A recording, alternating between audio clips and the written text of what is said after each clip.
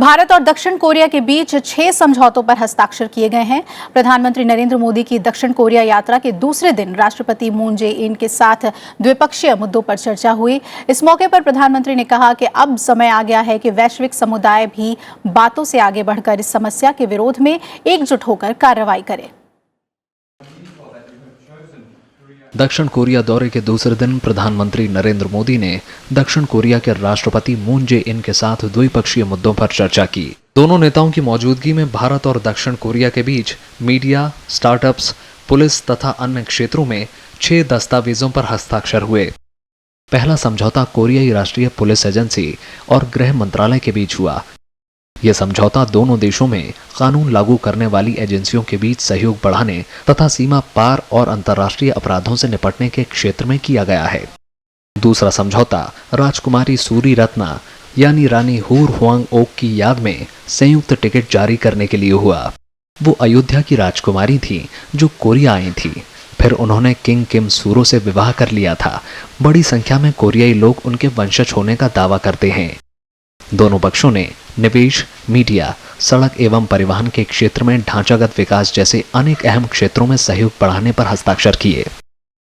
हमारे द्विपक्षीय व्यापार को बढ़ाकर $50 बिलियन तक ले जाने के लक्ष्य के प्रति अपना कमिटमेंट दोहराया है।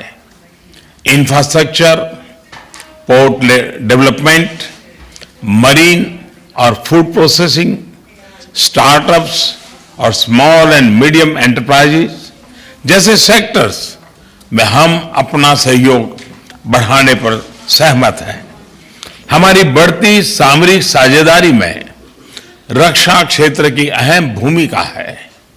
इसका एक उदाहरण भारतीय थल सेना में K9 वज्र आर्टिलरी गन के शामिल होने में देखा जा सकता है। रक्षा उत्पादन में इस उल्लेखनीय सहयोग को आगे बढ़ाने के लिए हमने डिफेंस टेक्नोलॉजी और को प्रोडक्शन पर एक रोडमैप बनाने के लिए भी सहमति की है। इस मौके पर प्रधानमंत्री नरेंद्र मोदी ने विश्व समुदाय से आतंकवाद के खिलाफ एकजुट होने की अपील की। उन्होंने पुलवामा के शहीदों को श्रद्धांजलि देने और आतंकवाद के खिलाफ साथ देने के लिए राष्ट्रपति मून का आभार जताया।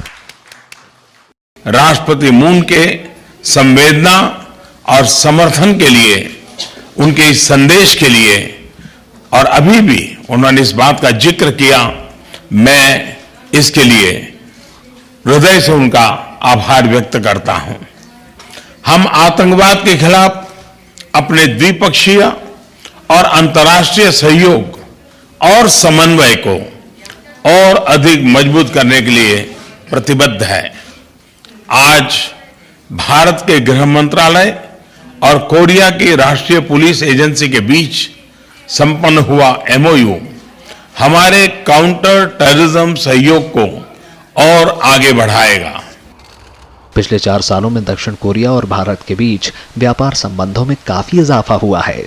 2015 के बाद से प्रधानमंत्री नरेंद्र मोदी की कोरिया गणराज्य की ये दूसरी यात्रा है। दक्षिण कोरिया में भारत की अपेक्षाओं के अनुरूप पूंजी और तकनीक की भरमार है, वह भी सस्ती कीमत पर और कई बार बहुत ही कम कीमत पर। लेकिन उसके लिए जरूरी संबंध विकसित करने होंगे और निश्चित तौर पर प्रधानमंत्री नरेंद्र मोदी की दूसरी कोरिया यात्रा ने उस संबंध को आगे बढ़ाया है और भविष्य में भी इसे जारी रखना होगा। राज्यसभा टेलीविजन के लिए कैमरा पर्सन सुरेश के साथ सियोल से अखिलेश सुमन।